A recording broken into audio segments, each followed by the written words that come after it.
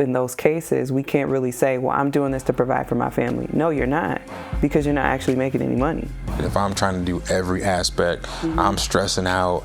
Yeah. I'm like, then you're no good to the business. You're no good to the family. You are way more organized than I am. And being a creative person, I don't like at all like the planning. However, you have definitely made me like come over to the dark side. It's not the dark It is the dark side. It is the light side. Okay, It is the non-creative side. you are creating a plan. Okay. And it leaves you more space to be more creative. Sure. It does. How much more things can you get done when you have a plan? And then think about your, like, all of these fantastical ideas that you have if you didn't plan them out. Like that concert we did, if you did not plan it out, Agreed. you would not have been able to accomplish as much as you did. Okay. So. Okay. I agree with that. However, it is still the dark side. How, Sway? Because I'm just trying to let me live my life. Let me be creative. Don't put any timelines on when I need to go to bed, when I need to wake up, when I need to, how and when I can be creative, when to plan. I can't be spontaneous. You can be spontaneous. Nobody said you couldn't. How do you plan spontaneity? What? You don't have to plan spontaneity. There are just days where, like, you just block off days where I'm not going to plan anything today. I'm just going to do. Fine. My point is... Yeah, what's your point? You have opened my eyes to being a little bit more on the grid. So then you can't say that you come over to the dark side, because if your eyes have been opened, that means you're receiving more light. Okay, fine. Whatever you want to say. How come I just can't say dark side? Because it's not darkness. Your eyes have been opened to a new world where there's light. Fine. Okay. I'm not in the darkness. Okay. Fine. You have definitely helped me understand how to, plan. And also, I think I learned that I'm more organized than I think I am. That's one thing that I'm way more organized than I think I am when I want to be organized. When I don't care about being organized, I am absolutely... You are not all over the place. That person. So, hey man, I'm sure all my creatives can understand. I mean, but I'm a pretty creative person. I just have both. You are. I won't take that from you. You're right. You're extremely creative.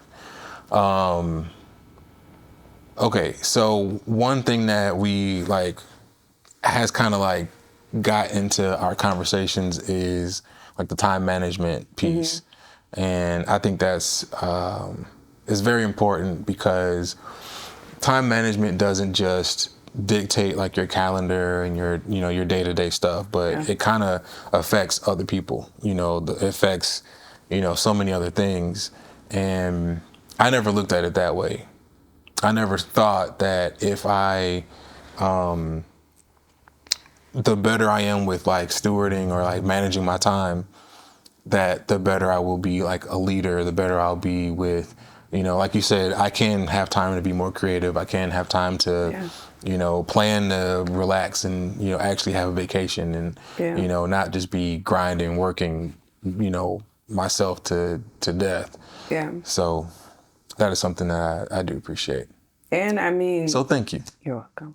And it's also important to, when you have a family, you have to be able to block out time as an entrepreneur, because, or entrepreneur or a business owner. Yeah. You're always on. Yep. So you have to block out time to not be on. Time for yourself to refresh, recharge. Yeah. And then time to be with your spouse, time to be with your kids, because most of us, we're working for our families, Yeah. but we're missing out on actually being with our families. So our kids are, they're really young now, but if we're not careful, we'll miss this time with them. And then when they're teenagers, like, oh, now I have time for you. Well, I'm over it. Yeah. And we've missed our opportunity with them. And Yeah. I don't want that. Yeah, that's definitely a good point. That's something that we learn in our families. Yeah. Like our kids are gonna see their perspective on time management, their perspective on, like you said, spending time with family, on, prioritizing their daily tasks, the things that they have to do, whether it's going to work, school, or, hanging out with friends and family. Yeah. Yeah, that is going to be really important for us to like model a better time management and just being as organized as possible with the things that we do, because we do a lot. Yeah. Between business and family and church and all types of different things we do. It's important to know, like, even if you are all over the place, doing a lot of things, it's still like focused. It can be focused. Yeah. So yeah, that's interesting. Our families, we talked a little bit about that. Like the things that we learn from our families. For me, I learned. Actually, let's start with you. What did you learn from your family growing up about like time management and things like that? I think, I guess our situation was a lot more traditional, where my dad worked outside of the house, and he worked from, I think he would leave the house around like 8:30 in the morning, and then he'd be back around 6, but then he's exhausted. And we didn't really get to spend a whole lot of time with him until Saturday. And maybe we saw him a little bit on Sunday, but because he worked at the church, we didn't see him much on Sundays except for at church. So I think seeing that, I don't know. I guess I never really thought about how much that affected me and my expectations in being married. So like, it's normal for me for you to not be around, like to be gone, to be working, to be traveling, because that's how I grew up. Okay. My mom was at home with us. She did homeschool, and even though she did work at the church too for a while, like she was out of the house. But for the most part, we spent most of our time with my mom. Yeah. And then again, Dad was on the weekends. So I think that's most people's it is experiences, though. It is, but that's why I'm saying it's more traditional. Yeah. But I think what I wish that I had more time with my dad. And he did, like, he would come to school events, and when he was able to, he would take off work and like bring us lunch to school. So he did things, but it was. What kind of lunch would he bring? We're not gonna talk about that. Why not? Because it wasn't what we were supposed to be eating. Okay. All right. Moving on. Sorry, I didn't know I was poking the bear. No, we weren't supposed to be eating those. It was junk. He was bringing junk food. Okay. But those are some of my favorite moments from growing up. That's the best time. Like, your dad is bringing the food that you don't normally eat. You're not supposed to eat this. He's gonna get in trouble. That's a that's a thing that you share with your dad now. It is. It is a special memory, clearly. But I think that's why I fight so much for our kids to have those moments with you, because they were so special, and I know how much they love you, how much time they want to spend with you. Sure. Because they tell me every single day how Daddy is their favorite, and they just wish that they could spend more time with him. And I mean, I get it, because they see me so much. I'm chopped liver. And No. You're amazing. No, anytime they're with me, they're always like, "Is that mommy? Did you hear that? I think she's coming." Can you call her?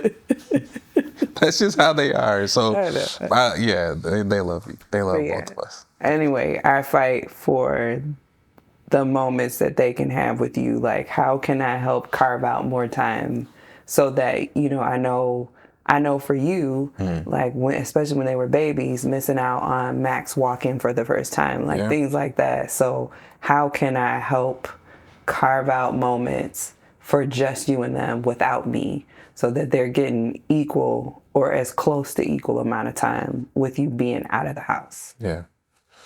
Yeah. But that comes with managing our time better, because we have so many different things that we're doing.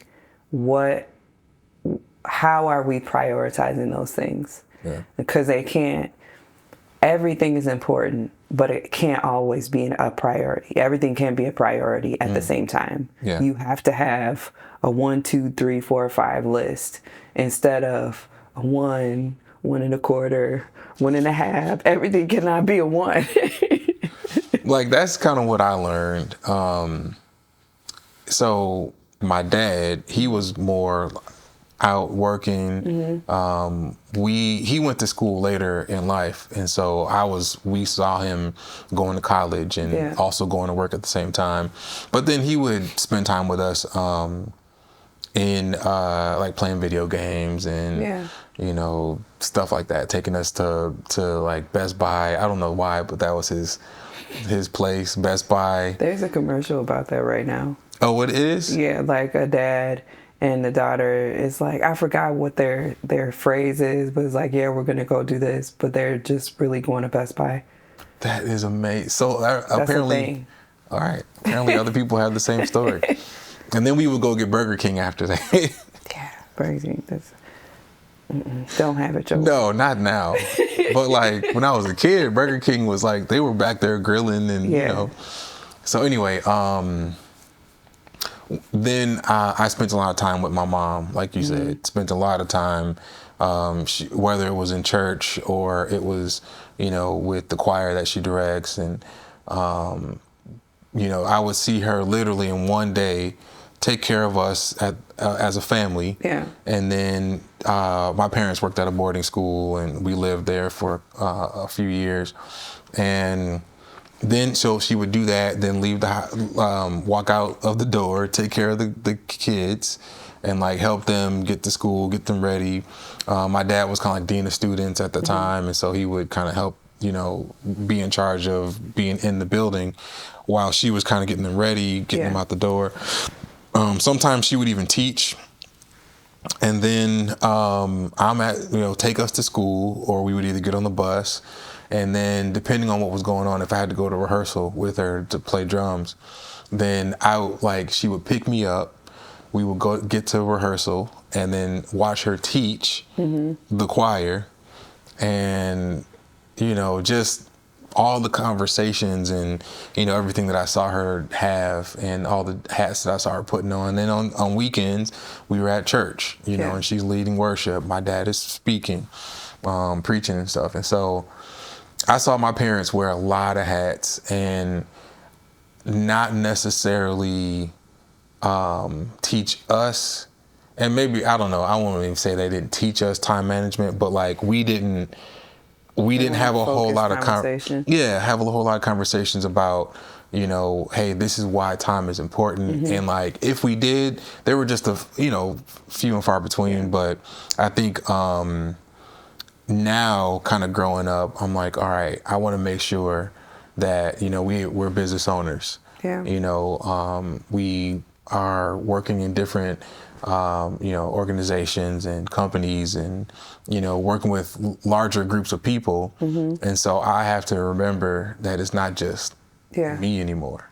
You know, so again, you know, I think it's important for us to like model that for our kids to make sure that they see just good examples of time management and what's important. Exactly. So instead, like, I think our little guy was saying, I was working or something. He's like, yeah, you got to work, Mom, so you can make money. And I was like, Yeah. I mean, yes, but Like he was wanting me to read a book to him or something. And that was kind of like, okay, and let me put my computer away because this is a thing that I'm doing. Yes, it's important, but this doesn't have to, I can prioritize 5 minutes to read him a book so that he understands as he grows. Sure, providing for your family is important, but not as important as actually spending time with your family. Yeah. You have to figure out the balance between the two. Yeah, for sure. And like even with that, I would say as a man, we're taught to like provide for our families and, you know, make sure that your wife, you know, has everything she needs and your kids have everything they need. And that's all great. Nothing's wrong with that. But I think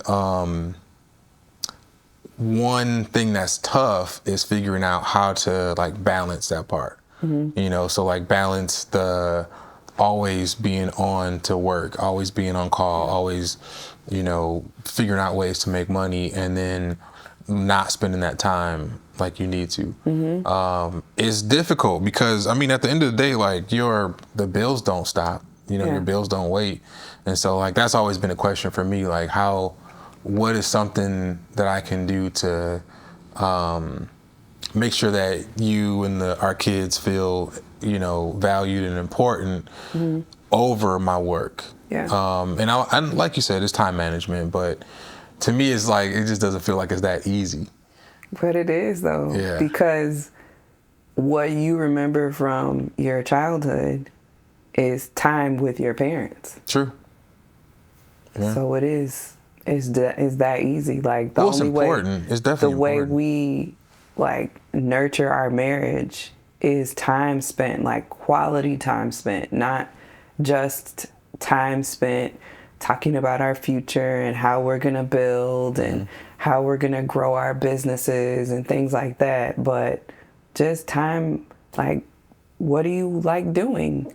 Because those things change over time as we go into new phases. So like just talking and relearning each other, spending that time together, those things are important. Yeah. I mean, again, they are extremely important. There's no argument there. But again, it's just like, what is the answer to, I have to be at work, I have to be gone, I have to be, you know, in a meeting or on a Zoom call or whatever. And even it, like for us, you know, we're working multiple jobs because, you know, we're at this, you know, nonprofit organization or we're, you know, working with this client or that client. And sometimes most of those things are regular 9-to-5 business hours, but as business owners, some of those things do kind of like trail into evening and dinner time and you know, whatever. But I think even that is still time management. Like a lot of our issue comes from we have these slots of time, but the amount of effort that we use during that time outweighs what is coming in from that project. Sure. So like, you know, for an example, somebody's paying you $10 to shoot a video. I'll spend it all in one place. You, instead of giving them a $10 video, you give them a $100 video. Right. Well, the $100 video is going to take you way more time to do than that $10 video. So I think the space where we can grow, we have grown and need to keep growing is let this match the budget. So because then in those cases, we can't really say, well, I'm doing this to provide for my family. No, you're not, because you're not actually making any money. Yeah. It's funny because, I mean, over the course of our business, like we have like flip-flop roles, you know, to where you're telling me that, I'm telling you that, where it's like, hey, don't put so much time into, you know, that job is not paying what it, you know, it's not paying what the top tier job or, you know, and again, for me, the reason I put 1,000% effort into every job is because I just love it. I love, no matter how much somebody's spending on a project, I love the work that I'm doing. Yeah. And I think that's what drives me to be like, you know what, I'll stay up till 3:00 in the morning, finishing this project. But I think everything done in moderation, everything done, with a boundary or with a goal, like an end goal, like, okay, I'm going to spend X amount of time, on this one, and you can even break it down, like, at the beginning, the planning stages, I'm only going to spend 30 minutes. Yeah. I'm only going to spend a day or however, like, depending on the scale of the project, I'm only going to spend X amount of time on this part of the project, instead of thinking of it as a whole. Because for me, sometimes I'm like, I have to divide up my time. Yeah. And, the most important thing is this one. Yeah. Instead of like sitting down planning it out. Yeah. Because when I've done that, then it's like, okay, I see where more of the energy should go. Yeah. And that's super helpful. Yeah. And the other reason why it's good to like match the time with the budget for a project is because most of the times when we overspend in time, and then we get to the end, present it to the client, and they're like, we're not going to end up using this. So I missed all of this time with my kids working on this thing that you're not going to use. Yeah. Happens quite often. Every single time. Way too often. That kind of actually goes to like another thing, the stress that comes with, putting too much effort into a project can be a lot. Yeah. For me, I try to be as chill and reserved as possible. And so even when I'm experiencing stress, like high levels of stress, I'm still like, nope, I'm good. I'm zoned in. I'm locked in. I'm fine. Nothing's the matter. But then, you might see it on my face. We'll see it in your face. And like even though you think you're cool and calm, you are not. What do you? Okay. You're not. I'll take that. Take that. You're not.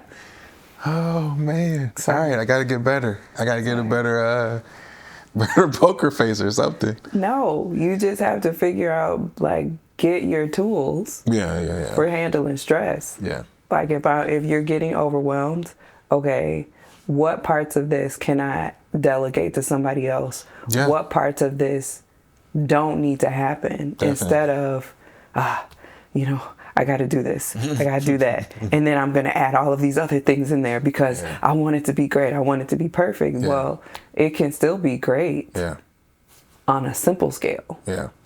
No, I mean, I will say that's something that I've tried to challenge myself with over the last year or two. Yeah. Is like, how can we delegate more? How can we make sure we have a team, like start building a team around us so that the time that we spend on specific parts of the project are like, so that we're not the bottleneck. Yeah. Because when at least for me, like you said, if I'm trying to do every aspect, I'm stressing out. Yeah. I'm like, then you're no good to the business. You're no good to the family. Yeah.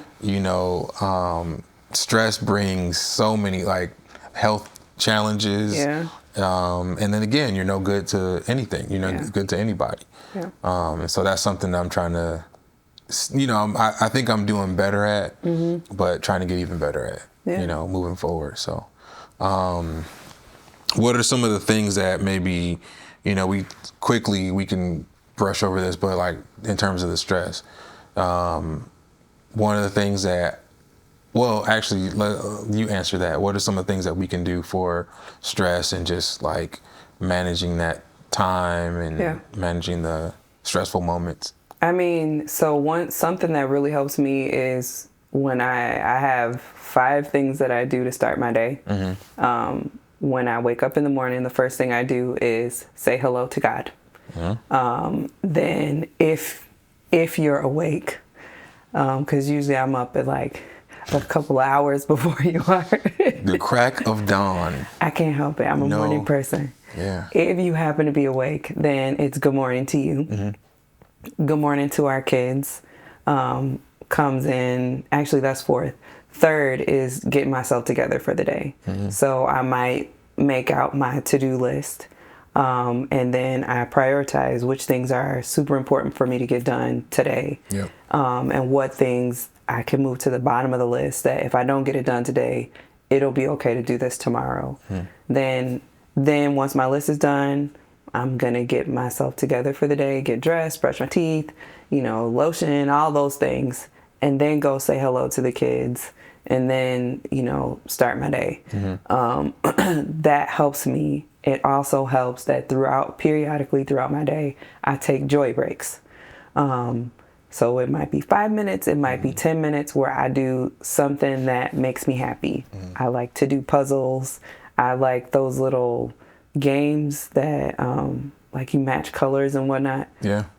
Things like that. No, those are definitely pretty soothing. Yeah. Just, you can kind of unplug or... Yeah. I might read 10, 15 minutes of a book. Yeah. I don't know. I like decor. Yeah. So I'll spend some time on Pinterest or thinking up the next project around the house that I can do. Yeah. But anything that brings me joy, I take my joy breaks throughout the day, and those are really helpful because I know when I've skipped a day of doing that. Like I have less patience for the kids. I'm shorter with you. I feel tired and groggy. Then I need to check myself. Yeah. It's not them. It's me. I'm tired. I'm overwhelmed. I'm probably stressed. I'm probably doing too much. Yeah. So I need to eat better. I need to exercise. I need to drink more water. I need to get in the bed earlier. So you're kind of going over some stuff that I think some people know, but also some of those things are not just like normal things to everybody. No. For example, you wake up and one of the first things you should do is drink some water. Because that brings oxygen to your brain, to your body, and just kind of wakes you up and all that stuff. It's really crazy that, and I think everybody has this. There are things that, and we'll talk about this in another episode, but things that are normal to us that are not necessarily normal to everybody else. Yeah.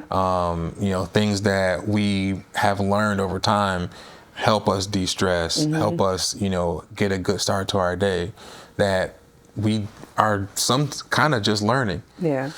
Some people may know them, some people are just figuring out, but that's one of the things that I really love is, about podcasting, and we can get into the whys, why other people should podcast. But being able to share this type of information to people with other people is really close to our heart. Yeah. And anyway, getting back to what you were saying, starting your day the right way, or at least having an idea of this is how I want to start my day. This is the things I want to get accomplished at the top of my day. It's super important. Yeah. Because I'm sure I've had those days where you get up and then the next thing you know, you've kind of drug yourself through the day, and it's almost how you drive somewhere and you're like, man, how did I get here? Yeah. And I think for me, when I planned out my day, it helps me be way more aware, way more conscious of my day. Because you can go back and check off, this is what I did, instead of getting to the end of your day and you're like, what did I do today? But if you have this list to start you off, you have these markers throughout the day. And I think after you accomplish one, it gives you motivation to keep going. Yeah, definitely. And I mean, it gives you a lot of intentionality about the things that you're doing. And I think other people start to see that, you know, and, you know, start, depending on if it's in a relationship or if it's, you know, work or business or whatever, then they start to see like, oh, I want to work more with this person, you know, or I want to be around this person a lot more because they're intentional about, you know, time spent with me and times, you know, seeing, you know, sometimes it's even inspiring, you know, to see like, oh, okay, Stephanie has a routine for the day. Like, I want to be a part of that. You know, how can I do that? I think that just kind of goes back to the fact that, like, God put purpose in all of us. Oh, yeah. And seeing purpose lived out kind of is your motivation to figure out purpose for yourself. Like, every single thing has a purpose. Who you are is a purpose, but then even the things that you do should come alongside purpose. Definitely. Otherwise, you're just, why are you doing this? Yeah. Why are you doing any of it? Yeah, that's really good. Well, man, there's a bunch of topics that we need to talk about later. We'll talk about later. But that's definitely one of them. Purpose, identity, all that good stuff. Yeah. Because it factors into, again, you know, with us being business owners, it, like, if we don't know who we are, our clients will for sure tell us. Yeah. You know, the industry will for sure, you know, because of where money is, you know, in certain parts of the industry, it will definitely dictate, you know, oh, this is who you guys are. This is who, you know. So knowing those things is super important. Yeah. So. And purpose and time management coincide. Yeah, definitely. So I would say this, the moral of the story is, no matter how, for me, and you can tell me what yours is, for me, it's, it doesn't, time management and like organization doesn't have to stifle my creativity. Yeah. It can be something that actually I use as a tool to be more creative. Yeah. To use as a tool to like help move me forward to, you know, accomplishing goals. I guess growing in, you know, my skill, growing as a person, growing spiritually. Being organized and like managing my time is something that, like I said, I just want to keep getting better at. But what about you? What's the moral of the story for you? So being married to you kind of helps me with my time management because, you know, I used to plan down to the minute. Oh, goodness.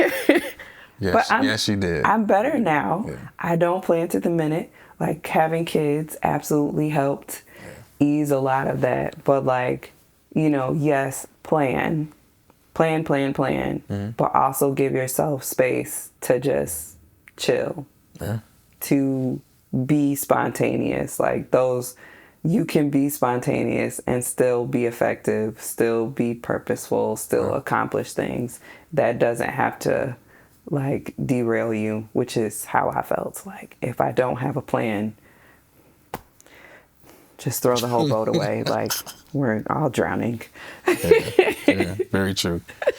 Very, very true. Well, I'm looking forward to like the next conversation, because some of the stuff that we touched on is probably what we'll talk about next. Yeah. How we spend our time like helping other people.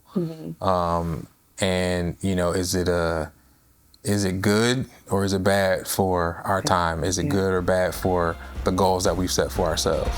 So we'll talk about that next time.